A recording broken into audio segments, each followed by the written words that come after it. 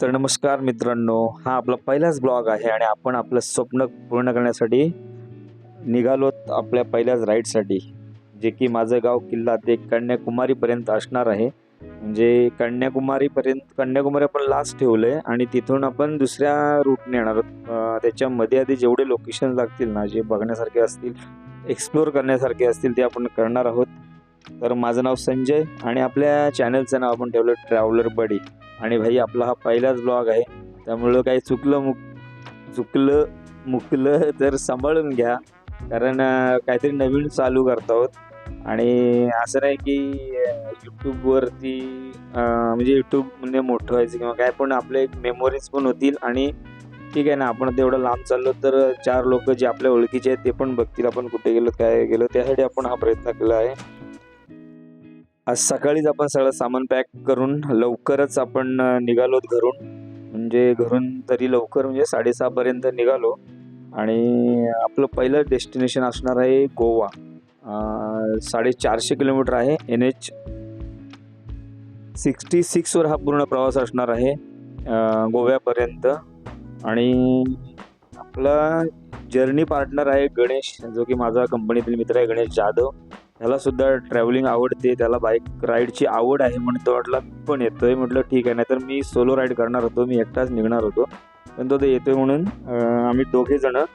आणि याआधी गोव्याला मी 2 वेळा आलोय, त्यामुळं मला गोव्यात थांबायचं ॲक्च्युली नव्हतं, पण गणेश येतोय म्हटल्यावर ठीक आहे चला. गणेश आहे म्हणून एक गोव्याला स्टे घेतला. ठीक आहे, त्यातल्या तर त्याला गोवा कमीत कमी बागा बीच तरी दाखवूया. जास्त काही नाही, पोचायचं बागा बीचवर, थोडं जायचं, शॅक्स वगैरे, लाईट्स वगैरे पाहिल, गणेश खुश होईल. आणि मग नंतर आपण पुढे निघणार होतो, असा आपला प्लॅन आहे. तर आपण लवकरच निघालो, सगळं सामान बाईकवर लोड वगैरे व्यवस्थित करून. गाडी एकदम बॅलन्स आहे, थोडंसं हँडल वॉबल होत होतं, पण ठीक आहे, तेवढं चालतंच. आणि रस्ता म्हणाल तर चिपळूणपर्यंत एकदम चांगला रोड. कशिडी बोगदासुद्धा चालू झाला आहे, त्यामुळे तो घाट स्किप झाला, रोड चांगला आहे. लवकर आलो. पण संगमेश्वरला आल्यानंतर मात्र रोड खराब भेटला. संगमेश्वरचा फ्लायओव्हर चालू आहे, त्यानंतर रत्नागिरीमध्ये डायव्हर्शनचे कामं चालू आहेत, लांजामध्ये चालू आहे, त्यामुळं थोडासा तो पार्ट थोडा हेक्टिक झाला, प्रवास तेवढा थोडासा त्रास झाला.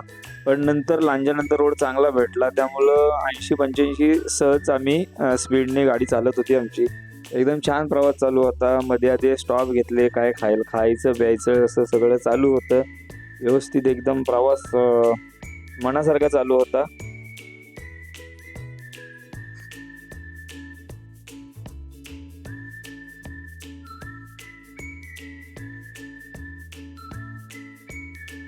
आणि हो, ॲक्च्युली व्हॉइस ओव्हर करण्याची गरज लागली या व्लॉगला, कारण आपलं माईक चालत नव्हता. खूप म्हणजे सेटिंग झाली नव्हती, ॲडजस्ट झाला नव्हता. पहिलाच ब्लॉग आहे, पहिल्यांदाच निघालोय. हेल्मेटला गोप्रो वगैरे सेट केला, अँगल पण थोडासा चुकलाय. पण काय म्हणतो की सुरुवात आहे, त्यामुळं चालून जाईल किंवा तुम्ही सांभाळून घ्याल एवढीच अपेक्षा आहे, इच्छा आहे.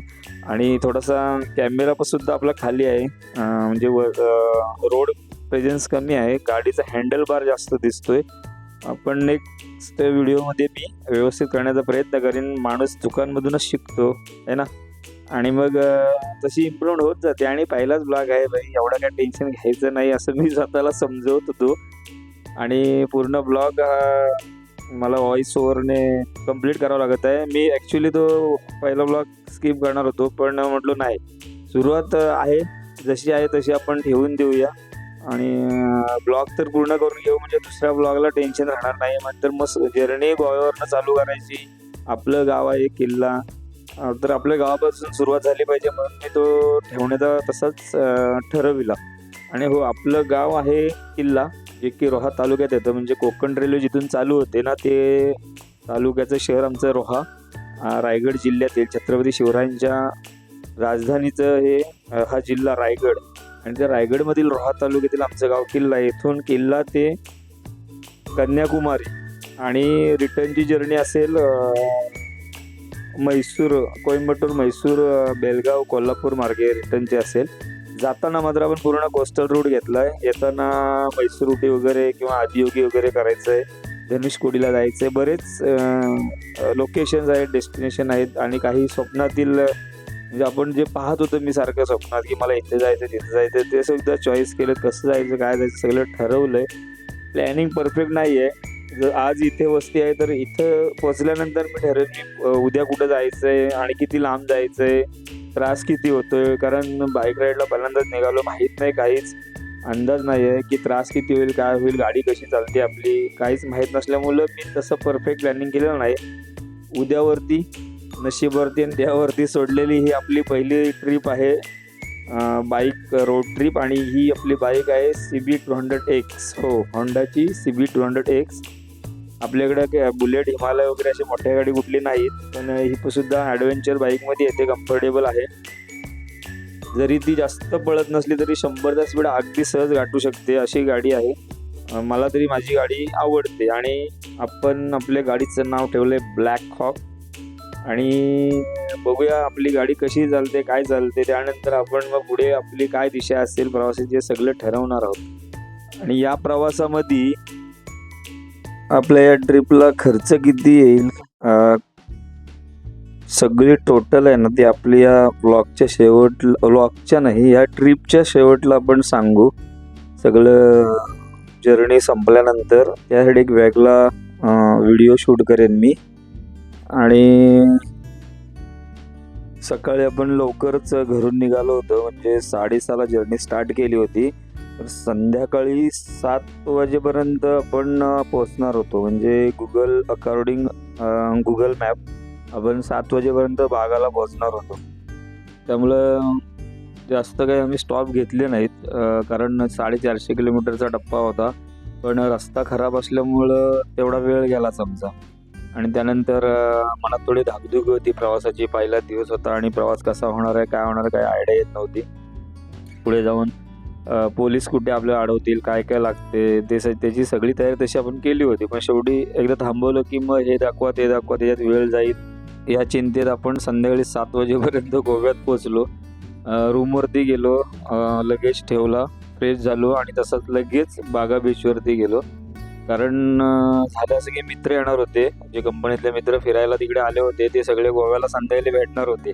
आणि आमच्या ट्रिपला आम्हाला ते शुभेच्छा देणार होते, कारण आमची ट्रिप मोठी होती, त्यांची 3-4 दिवसाची होती आणि ते कारने आले होते. ते म्हटले संध्याकाळी गोव्यात भेटू आपण, गोव्यात या. मग त्यांना सांगितलं तुम्ही या गोव्यात, आम्ही थांबणार आहोत. आम्ही रूम बुक केले, ते थांबणार नव्हते, पण आम्हाला भेटण्यासाठी ते गोव्यात संध्याकाळी आले बागा बीचवरती. आणि मग आम्ही भेटलो. नेहमी आपण कंपनीत भेटतो, पण त्या दिवशी बागा बीचवर भेटलो आणि ते पण फिरत आले. आणि आमचं पण त्यांना कौतुक होतं की एवढ्या लांब ते बाईकवर चालतात. तर ते सगळं चर्चा झाली, थोडंसं भारी वाटलं आम्हाला पण आणि बरं पण वाटलं की आपली माणसं एवढ्या लांब आल्यानंतर पण माणसं भेटली, थोडंसं मनाला चांगलं वाटलं. मग त्यांना भेटलो तिथं बीचवरती आणि थोडासा चर्चा वगैरे केली. मग ते पुढे जायचं होते, त्यांना ते थांबणार नव्हते, त्यांना जायचं होतं रत्नागिरीला. मग मध्ये ते पण असंच कुठेतरी स्टे घेणार होते, पण त्यांचं फिक्स नव्हतं कुठे जायचं आहे. मग हे सगळे आले, आम्ही भेटलो आणि ते लगेच निघाले. तिथं थांबले पण नाहीत किंवा जेवायला वगैरे थांबले नाहीत. थोडेसे फोटोज वगैरे काढले, काय म्हणतात, ती एक धावती भेट दिली त्यांनी तिथं आणि मग ते निघाले. आम्ही पण बागा बीच थोडासा फिरलो, गणेशला इकडून बीचवरती फिरवलं, त्याला दाखवलं हा बागा वगैरे सगळं, आणि मग आम्ही आमच्या रूमवर गेलो. आणि अशा पद्धतीने आपला ब्लॉग संपला.